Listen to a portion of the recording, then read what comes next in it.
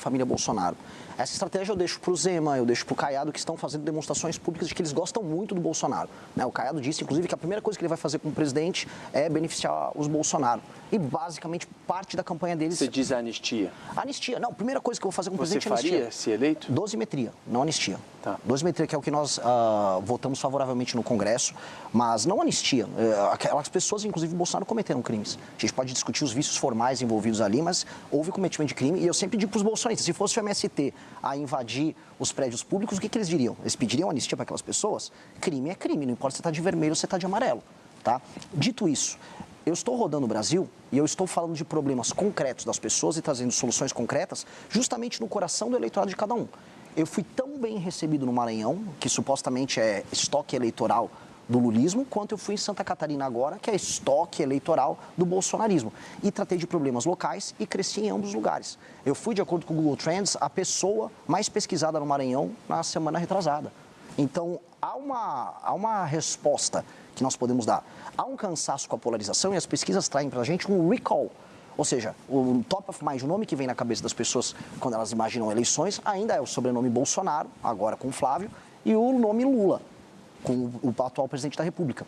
Mas os mais jovens, que já estão alheios a isso, eles estão procurando outras alternativas. Quando você coloca entre os mais jovens, eu estou com mais de 20%, de acordo com a pesquisa Atlas, e quando a gente separa os homens jovens, eu estou com mais de 30%. O partido que eu montei, o Partido Missão, ele tem 5,8% de predileção entre os brasileiros, e quando eu puxo entre os mais jovens, chega a quase 30%. Qual é o recado disso? As pessoas que não estão, vamos dizer, presas num debate público que está há 6 anos só falando de Bolsonaro, Lula e STF, elas querem soluções para segurança pública, ausência de emprego, ausência de expectativas, falta total e completa de infraestrutura urbana. E essas pessoas não vão falar, qual o problema disso? O problema é o Lula. Não, o problema é o Bolsonaro.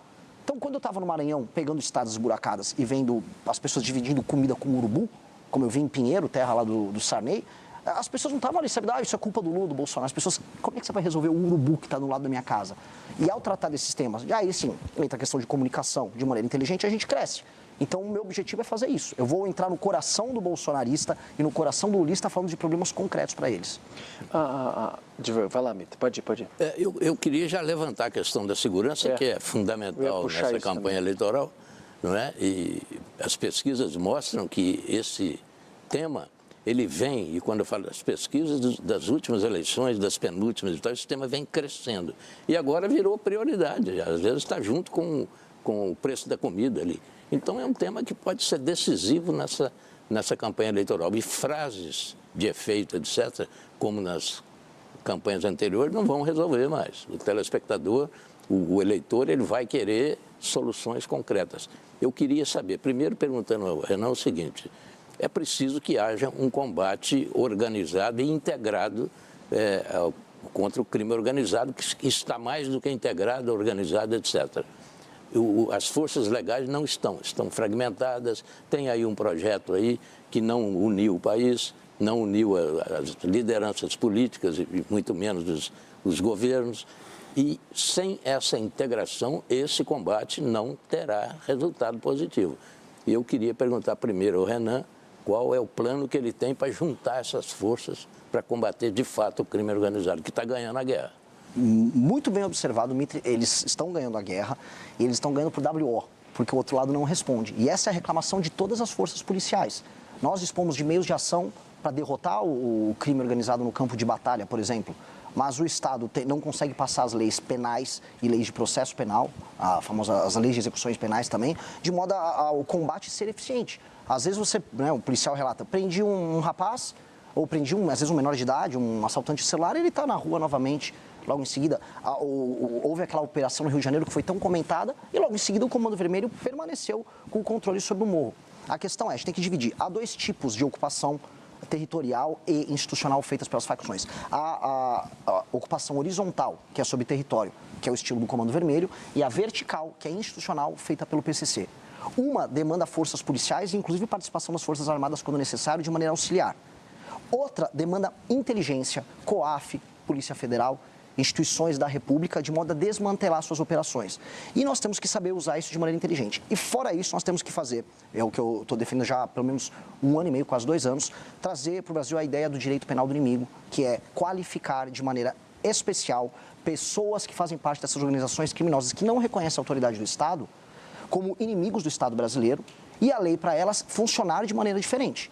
Isso é um instituto que vai permitir que as forças policiais e as forças de justiça nossa tratem estes inimigos do Estado, que são as facções criminosas, como eles precisam ser tratados. Porque hoje eles se utilizam de direitos e prerrogativas de modo a basicamente se manterem alheios à mão pesada que o Estado tem que ter para enfrentar eles e manter milhões de brasileiros num regime paralelo, num Estado paralelo, que retira destes brasileiros seus direitos humanos. Renan, isso que você está falando, quanto se aproxima, por exemplo, do modelo de segurança pública de El Salvador, que é tão comentado hoje em dia? A gente teve em El Salvador, no ano de 2024, a gente conheceu, a gente viu de perto como é que é o modelo de funcionamento deles, e ele aplicou algo similar, que é o entendimento de que as facções, os grupos criminosos, que a gente pode qualificar como terrorista, aí é uma questão de nomenclatura, eles estão atentando contra o Estado de Direito e, portanto, o Estado de Direito ele tem que ser instrumentalizado com todas as ferramentas para retirar determinadas prerrogativas desses caras, dessas lideranças do crime organizado e colocá-los rapidamente na cadeia. Ele estabeleceu